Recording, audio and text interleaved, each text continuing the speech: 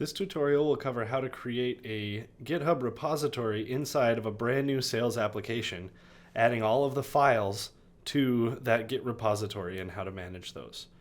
So at this point, I'm going to assume that you've created an application using sales new, and that has generated this entire framework with API and assets and all of these other directories, including a .gitignore file. And that you've installed the GitHub application, the GitHub Desktop application that they include. So to create a new repository, you hit the little plus icon in the upper left-hand corner and go over to Add. Once you've clicked Add, then click on Browse and browse to the location where you are storing your project directory. In this case, for me, it was visible right there, but under my name, desktop, node financial. Desktop, node financial. Select node financial, and it says this does not appear to be a Git repository. Would you like to create a repository here instead? So there you click create a repository. And under Gitignore here, you want to select none because there's already a Gitignore. If we open up the directory, there's already a Gitignore file there that tells Git to ignore certain files and types of files and directories because they don't need to be stored as a part of the Git repository. So once we have the name node financial here, it's going to point to the directory on the desktop, node financial. We can click create repository.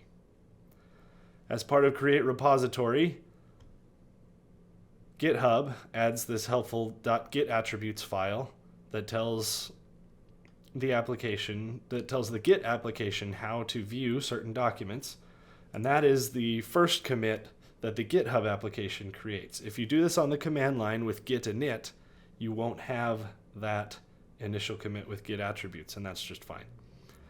So what we want to do now is add all of our application information to Git, because currently nothing in our application, none of our files are being tracked. So we're going to go over up at the top and click on Changes. So once you've clicked on Changes, you can see a list of all of the files in our sales application directory. We can scroll down there and see all of those and all of the changes because currently none of those are being tracked. What we want to do is make sure all of those boxes are checked by clicking here, and then we just type down in the summary initial commit. And once we've typed in initial commit, we can commit to master. And that has added all of our files to the directory, to the Git repository. So now we can go over to history and see initial commit and see that we've added an editor config, we've added a gitignore file, we've added a sales RC file, and all of these other files that are a part of that project. So now we want to see what happens when I change one of the files and how can I keep managing my application in Git. So let's open up WebStorm again, open up your project in WebStorm again, and let's find one of the files.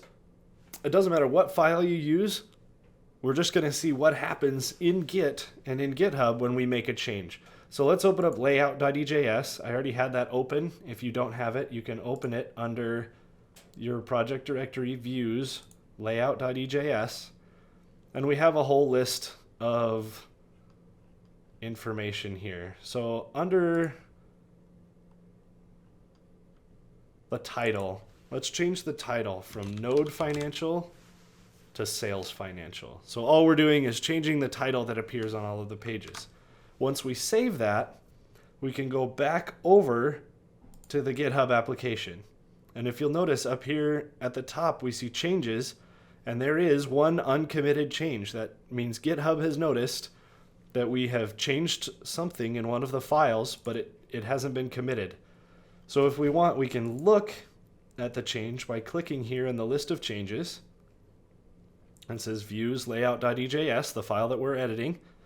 And it says you deleted this line that was title node financial and added a line that says title sales financial, which is Git's way of saying you changed this line. So now we're going to say update title to sales financial. That's going to be our commit message, and we'll commit to master. And there we have a full commit cycle. And that's how you manage commits. Now we're going to set up the remote repository. And each of you is going to set up your own remote repository. I've given you all permissions to create your own remote repository for your files to make this whole process easier. So once you've created that, you're going to go and in the top right corner, you're going to click Publish. And then you have the option to create a remote repository. And if you've signed in with your GitHub account that I've added to the GitHub organization, under here where it says currently it has my username, you can instead select UNO ISQA 4380. And then for the name, you need to create a unique name. We can't have everybody naming their application, their repository, Node Financial. So that name needs to be something like Schätzler Sales Financial.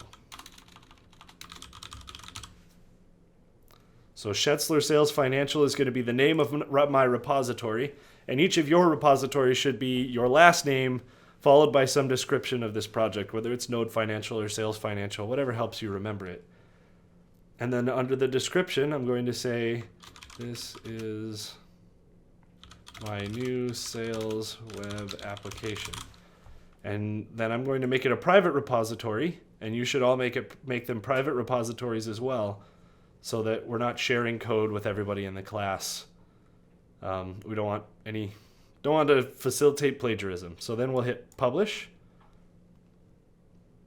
and that has pushed the changes that I've made here over to the GitHub repository. And if I open up a new file here and go to UNO ISQA, look at that. There it is on GitHub, Schätzler Sales Financial, with the initial commit and all of that information currently already listed.